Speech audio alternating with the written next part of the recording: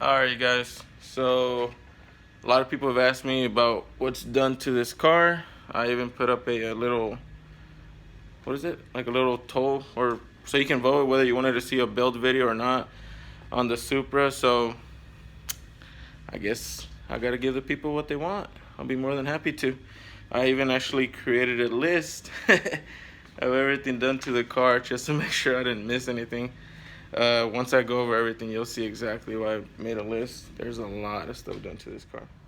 Alright guys, she's all nice and clean. Clean the inside and the outside.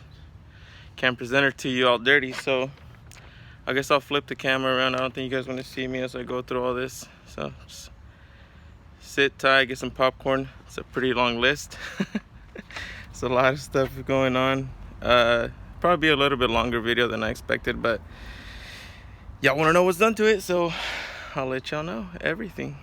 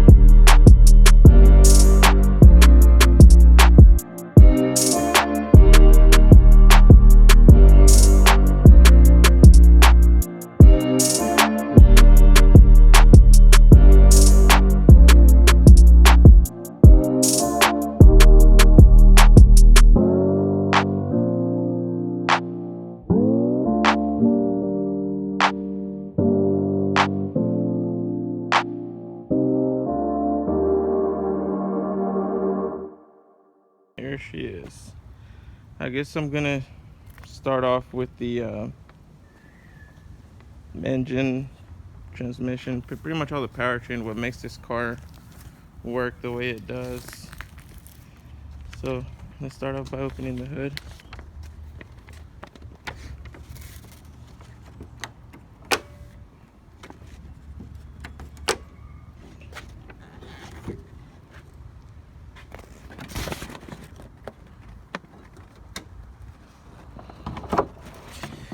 And there she is, you guys. There's the heart of the beast. 2JZ, no shit. Got precision over here. Induction on this side. Alright guys, so start off. The motor, pretty much everything on this car was done over at Induction Performance in Florida. So the motor is actually a stage 3 long block. The block is a compression 10-1 CP pistons, Manley turbo tough rods, billet mains, and still a factory Toyota crank. The head is going to be GSE S2 camshafts, 1mm oversized valves. Their Induction Performance special blend of port and polish, as they call it. Give you a basic rundown of the motor itself. As far as the hot side goes, it's a Virtual Works exhaust manifold, precision 7675 turbo with a 4-inch exhaust, downpipe, I'm sorry, into a Boost Logic 4-inch exhaust. Over here on the cold side, we're gonna have a Hypertune intake manifold, Hypertune throttle body, induction, ID 2000 fuel injectors, custom intercooler piping. We got an ETS 5-inch intercooler all up in there. Pretty cool. Tile. You guys will see some right here. It's a tile blow-off valve. Oh, and actually, I forgot about that. It has a twin 44 millimeter gates.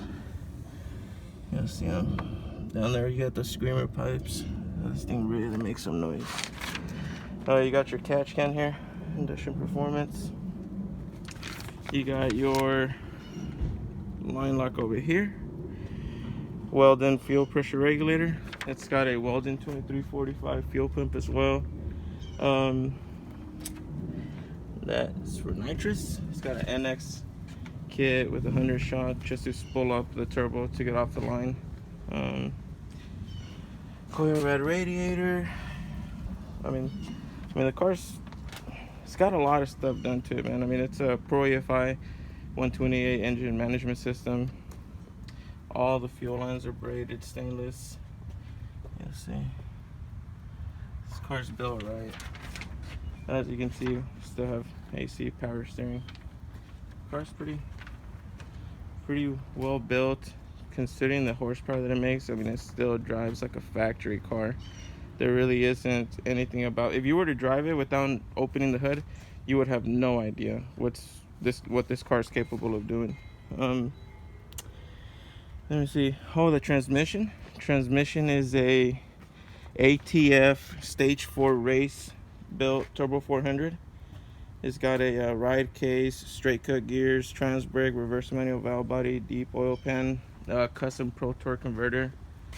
It's got a lot of stuff done to it, you guys. Rear end, it's got a drive shaft shop 9-inch IRS swap with a custom wave track differential. And just a huge shout out to Wave Track. These guys are, you know, they stand by their product. I actually sent out the diff not too long ago, and you know, they have a lifetime warranty. They fixed it, or I think they even sent me out a new one, and the car's back good to go. The axles are actually rated for 1500 horsepower, also from DSS. Coilovers, they are K-Sport drag coilovers. Not the best, but I mean, for as much racing as I do, they'll be fine, which I don't really do much. But hopefully soon I will. Just a little undershot of the car. There's the diff there, fuel pump. I mean, I guess I could go kind of the exterior as far as what's done to it. Not really much. I mean, the body of the Supra is perfect, as you guys may or may not agree. But the front lip is a Cybin carbon fiber front lip. Hood is also Cybin. Wing RMM with a carbon fiber center. Interior, I mean, here, let's go inside.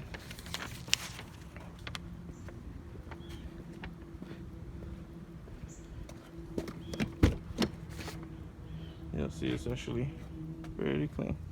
Try to keep it as clean as possible. Nitrous in the back. 10K TRD, tachometer. We got the Pro EFI display here. The lighting has all been upgraded. You see, usually it's kind of like that yellowish, greenish color, or I think it's that color, but now we got the it's a little bit more modern. LEDs in here. I put some LEDs in here as well. Pioneer head unit, focal Dolce speakers. The rear setup's actually pretty nice too. I can actually go back there and show you guys. Let's see.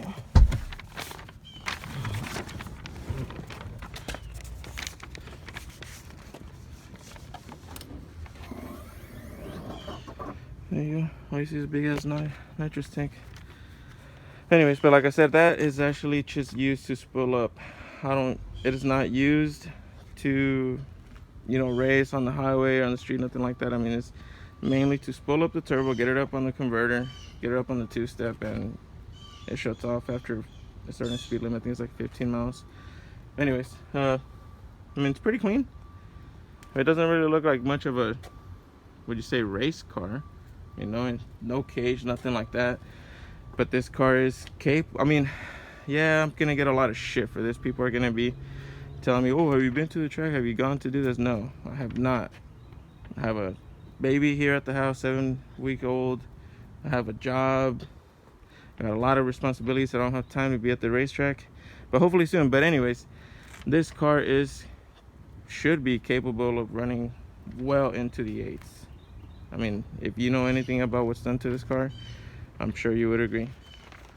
All right, guys, it's really hot. Damn Texas heat.